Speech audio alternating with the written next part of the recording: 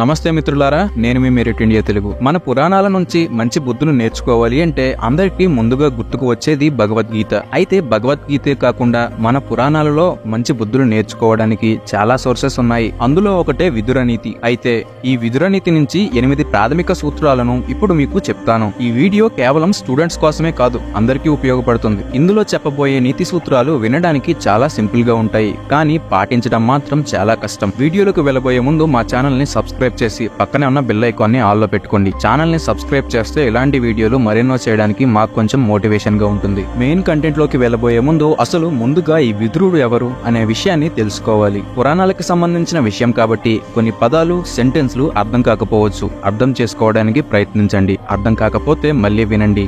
తన కొడుకు అయిన విచిత్ర వీరుడు చనిపోయిన తర్వాత కురువంశాన్ని నిలబెట్టడానికి సత్యవతి తన కోడళ్లు అయిన అంబికను దేవరన్యాయం ప్రకారం వ్యాసునితో ధర్మసమ్మతంగా సంతానం పొందేటందుకు ఏర్పాటు చేస్తుంది. దానిలో భాగంగా ముందుగా అంబిక వ్యాసుని దగ్గరకు వెళ్తుంది. అంబిక వ్యాసుడిని చూసి భయంతో కళ్ళు మూసుకుంటుంది. దానితో ఆమెకు పుట్టే బిడ్డ గుడ్డివాడిగా పుడతాడు. అతనే ధృతరాష్ట్రుడు. ఈ ధృతరాష్ట్రుడు ఎవరో కాదు, 100 మంది కౌరవులకు తండ్రి. తరువాత అంబాలిక వ్యాసుడి దగ్గరకు వెళ్తుంది. వ్యాసుడిని చూసి భయంతో వణుకుతుంది. దానితో ఆమెకు పుట్టే పాండురాజు కూడా అలాగే వణుకుతూ పుడతాడు. పంచపాండవుల తండ్రే ఈ పాండురాజు. మంచి వారసులను ఇవ్వమని సత్యవతి వ్యాసుడిని కోరుతుంది. వ్యాసుడు దానికి ఒప్పుకుంటాడు. కానీ అంబాలిక వెళ్లడానికి నిరాకరిస్తారు. దానితో దాసి అయిన పరిశ్రమని సత్యవతి వ్యాసుని దగ్గరకు పంపిస్తుంది. పరిశ్రమి ధైర్యంగా వ్యాసుని దగ్గరకు వెళ్తుంది. ఈ దాసి అయిన పరిశ్రమకి పుట్టినవాడే ఈ విదురుడు. ఇక్కడ ఒక ఇంపార్టెంట్ విషయం, వేదవ్యాసుని ద్వారా పిల్లలు పుట్టారు అంటే అది శారీరక సంబంధం ద్వారా కాదు.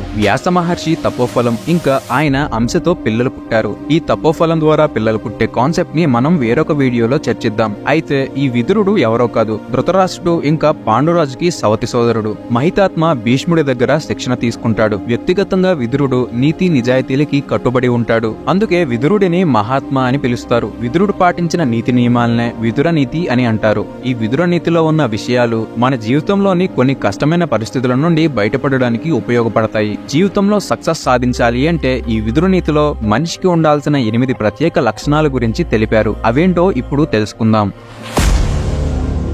తెలివితేటలు. మనలో ప్రతి ఒక్కరికి తెలివితేటలు ఉంటాయి. అయితే వాటిని సరైన సమయంలో ఉపయోగిస్తున్నామా లేదా అన్నదే ఇక్కడ ప్రశ్న. ఉదాహరణకి మీ క్లాస్ లో ఉన్న టాపర్నో లేదంటే మీ చుట్టుపక్కల బాగా సెటిల్ అయ్యి డబ్బు సంపాదిస్తున్న వ్యక్తినో ఒకసారి బాగా అబ్జర్వ్ చేయండి. తెలివితేటలతో ఏ సమయంలో చేయాల్సిన పనిని ఆ సమయంలోనే పూర్తి చేస్తారు. ఒక పని చేయాల్సిన సమయంలో అనవసరంగా ఇంకొక పని చేస్తే అది ఖచ్చితంగా సమయాన్ని వృధా చేసినట్లే అవుతుంది. కాబట్టి తెలివితేటలు ఉపయోగించి సమయస్ఫూర్తితో ఉండండి. మీరు ఖచ్చితంగా లైఫ్ లో సక్సెస్ అవుతారు. సమాజంలో గౌరవం. విదురుని 2వ నియమం ప్రకారం ఎవరైతే ఆచితూచి మాట్లాడతారో వాళ్లకి సమాజంలో గౌరవం లభిస్తుంది. కొన్ని రీసెర్చ్ల ప్రకారం ఎవరైనా వ్యక్తి ఎక్కువగా మాట్లాడుతున్నాడు అంటే ఆ వ్యక్తి యాంగ్జైటీ లేదా ప్రెషర్ కి గురి అవ్వడం లేకపోతే హైపర్ టెన్షన్ లో ఉండడం వలన ఎక్కువగా మాట్లాడతారు అని ఈ రీసెర్చ్ లో తేలింది. ఒక వ్యక్తి ప్రెషర్ లో లేదా యాంగ్జైటీలో ఉన్నప్పుడు ఎలా మాట్లాడతాడో మనందరికీ తెలిసిందే. అందుకే మాట్లాడే ముందు ఆచితూచి మాట్లాడాలి. ఇలా మాట్లాడడం వల్ల యాంగ్జైటీ కూడా తగ్గే అవకాశాలు ఉన్నాయి. సో చివరిగా ఎక్కువ వినండి, తక్కువగా మాట్లాడండి. ఇంద్రియాలపై నియంత్రణ.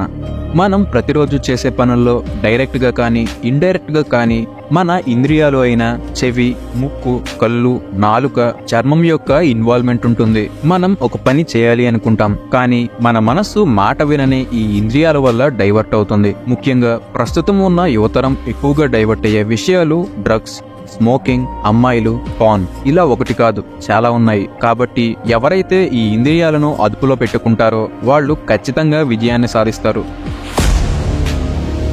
జ్ఞానాన్ని పంచుకోవడం. విదురుని 4వ నియమం ప్రకారం ఎక్కువ జ్ఞానం ఉన్నవాళ్లు అందరికీ నచ్చరు. ఎందుకంటే ఎప్పుడైనా ఒక వ్యక్తి మనకంటే ఒక విషయంలో గొప్పగా ఉన్నప్పుడు ఆ వ్యక్తిని చూసి మనకు ఖచ్చితంగా అసూయ పుడుతుంది. అలా అని ఇక్కడ జ్ఞానాన్ని సంపాదించవద్దు అని అర్థం కాదు. అనవసరంగా మీకు ఉన్న నాలెడ్జ్ ని ప్రదర్శించకూడదు, అంటే ఎక్కువ షో ఆఫ్ చేయకూడదు. కానీ అడిగిన వాళ్ళకి కాదు అనకుండా మీ తెలివిని, నాలెడ్జ్ ని షేర్ చేయాలి. పరిస్థితులకు తగ్గట్టు నడుచుకోవడం. ఎవరైతే పరిస్థితులను అర్థం చేసుకుని వాటికి తగ్గట్లు నిర్ణయాలు తీసుకుంటారో వాళ్ళు ఎలాంటి సిచ్యువేషన్స్ లో అయినా సరే సర్వైవ్ అవ్వగలరు. ధైర్యంగా నిజం చెప్పగలగడం.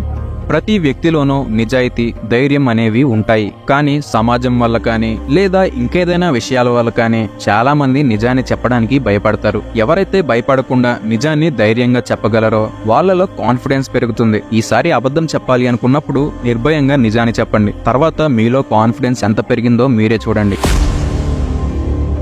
దాన ధర్మాలు చేయడం. ఎవరైతే ఉన్నంతలో దాన ధర్మాలు చేస్తారో వాళ్ళకి సమాజంలో కీర్తి ప్రతిష్టలు ఖచ్చితంగా లభిస్తాయి. దానికి మంచి ఉదాహరణ రతన్ టాటా గారు. రతన్ టాటా గారి గురించి ఫుల్ వీడియో మన ఛానల్లో ఉంది, ఒకసారి ఇంట్రెస్ట్ ఉంటే చెక్ చేయండి. ఇలా దానం చేసేవాళ్ళు కష్టాల్లో ఉన్నప్పుడు వాళ్ళకి ఏదో విధంగా సహాయం లభిస్తుంది. ఎదుటివారికి సహాయం చేయడం. ఇలా చేయడం వల్ల మీ మీద అందరికీ మంచి అభిప్రాయం కలుగుతుంది. అలాగే సమాజంలో కీర్తి ప్రతిష్టలు లభిస్తాయి.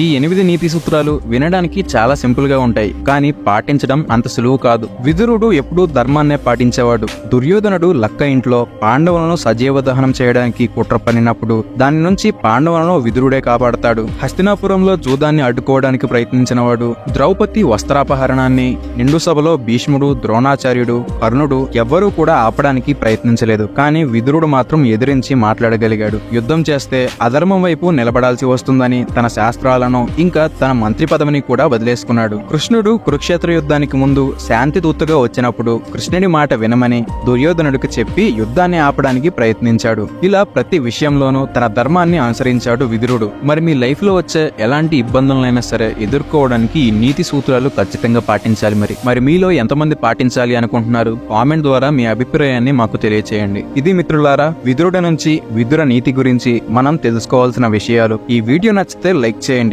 ఇలాంటి మరెన్నో జీవితానికి ఉపయోగపడే వీడియోల కోసం మన ఛానల్ ని సబ్స్క్రైబ్ చేసి పక్కనే ఉన్న బెల్ ఐకాన్ ని ఆల్ లో పెట్టుకోండి. మరిన్ని మంచి వీడియోస్ తో మళ్ళీ కలుద్దాం. నేను మీ మెరిట్ ఇండియా తెలుగు. జై హింద్, జై తెలుగు.